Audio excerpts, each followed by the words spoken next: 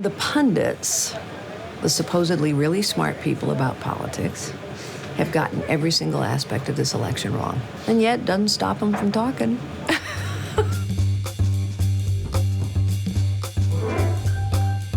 You know, one of the first times I came to New Hampshire, a bunch of New Hampshireites said, Iowans pick corn, we pick presidents. You know, there's that little back and forth.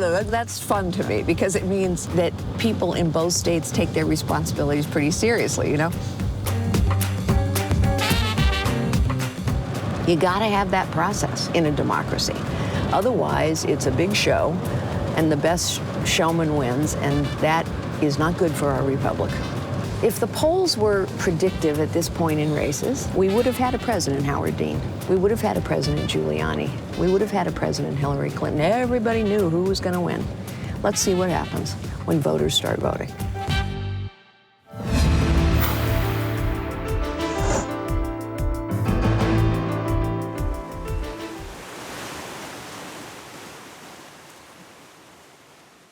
It's hard to know, even with the polls, what's actually going to happen on Election Day. A lot of voters are still undecided. But if Donald Trump triumphs like he's forecast to do right now, that could be an indication that the nature of a local primary election is shifting. People who do the town hall format, like Bush, Kasich, Christie, they're sort of reaching a plateau in the polls, especially as they're all bumping up against each other, jockeying for the same support. There's been candidates like Trump in the past, and these insurgency candidates who have held tons of rallies and haven't necessarily been as intimate with voters, but there's still Republicans duking it out, and they're all doing town halls and meet and greets and shaking everyone's hands 100 times. And that matters. I think institutions of the New Hampshire primary are undergoing a shift. This could just be a fluke election, but it might be the start of something bigger.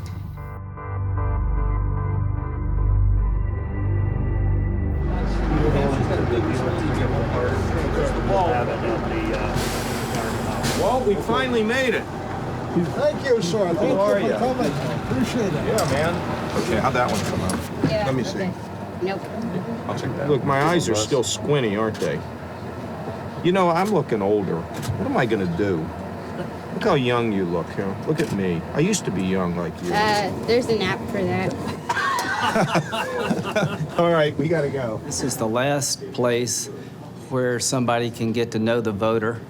And if you haven't spent a night in New Hampshire and you win New Hampshire, then the magic is gone. Donald Trump draws big crowds, but New Hampshire is not about 5,000 people, it's about 50 people. Like the very first person I see here in the outside, she says, God, you're doing great. You're wonderful. Keep at it. And I said, well, does that mean I have your vote? No, not yet. It's like, but that's what makes New Hampshire important and special is that candidates have to get better to earn people's support. And if you lose that, then you're going to have candidates that haven't been challenged and tested. Oh, you don't want to have a national primary. Then it is all about celebrity. It is all about name ID. So this is a great way to separate the wheat from the chaff and to give somebody a boost who may not be a celebrity.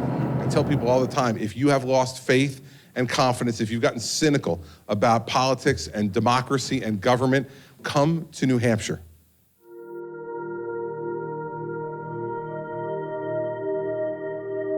This year, we were thought we were going to be completely unimportant. Everybody has a billionaire behind them. They've got the billions, they can ride it out. Well, it turns out this is such a different election that people matter again. You see, when everybody has lots of money, nobody has money. Oh my goodness, this is, what are you eating? If I worked hard and I had a great idea, then I could be anything I wanted to be.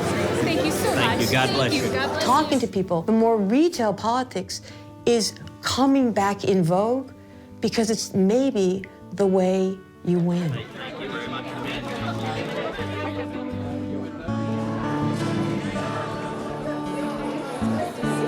Birthright citizenship.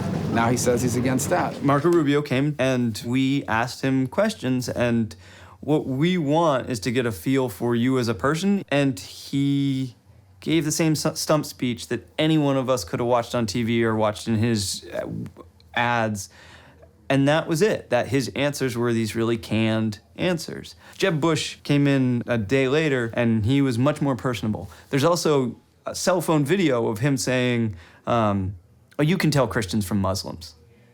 And that's him just kind of interacting off the cuff. It's him leaving the script, and then it goes viral, and it winds up all around the world. Well, you're a Christian. I mean, you can prove you're a Christian. I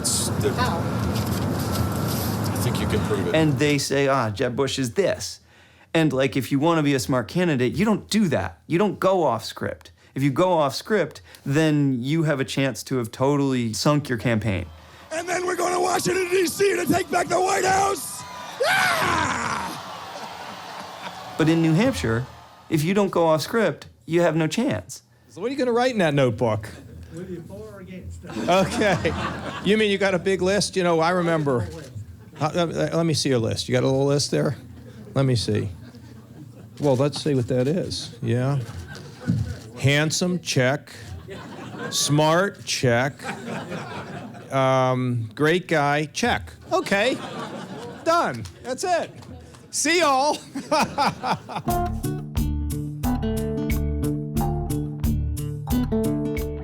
The good news about New Hampshire is folks here aren't intimidated by polls. They're not intimidated by big money. They've heard it.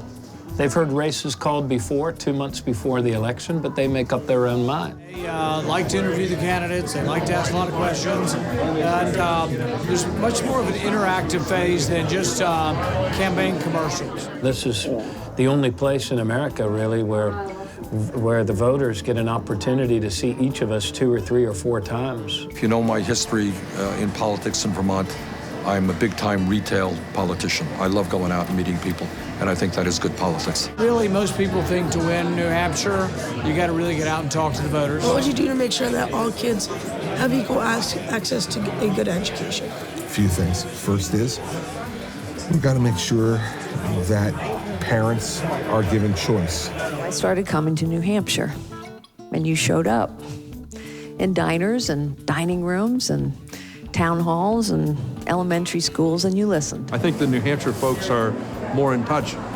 The larger states, the candidates can't can't see as many people, percentage-wise, as they do in a small state like New Hampshire. Look at these people. They love Trump. Do you love Trump?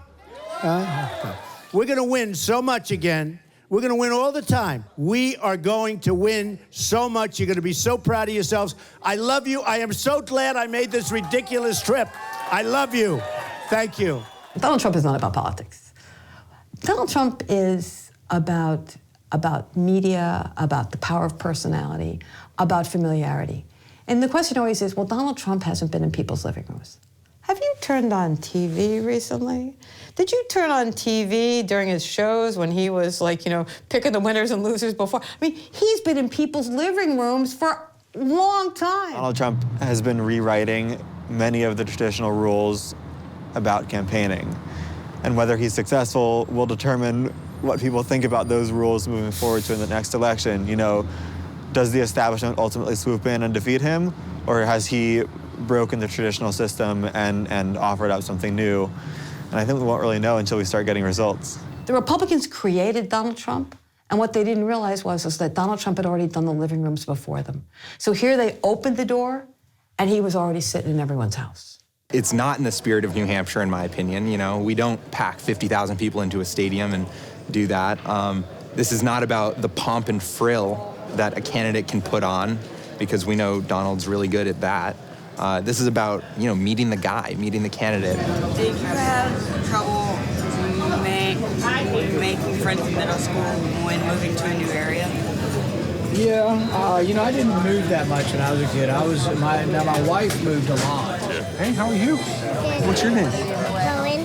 Nice to meet you. How old are you? 4. Excellent. I love your beads. Making beer here today. Yo, baby. And you know what? It'll keep you hopping. Get it? He seems to be doing so well that I believe his campaign's actually considering removing the question mark from the end of his campaign post. Somehow have time to read philosophy. Do you get to listen to music at all when you're on a campaign? Music has. I've been working on my singing. Yeah, but it. Can you show us? Ground control to Major Tom. Ground control to Major Tom. Help me. Take your protein pill. Oh, no, not that. Here we go. Protein pills and put your helmet on.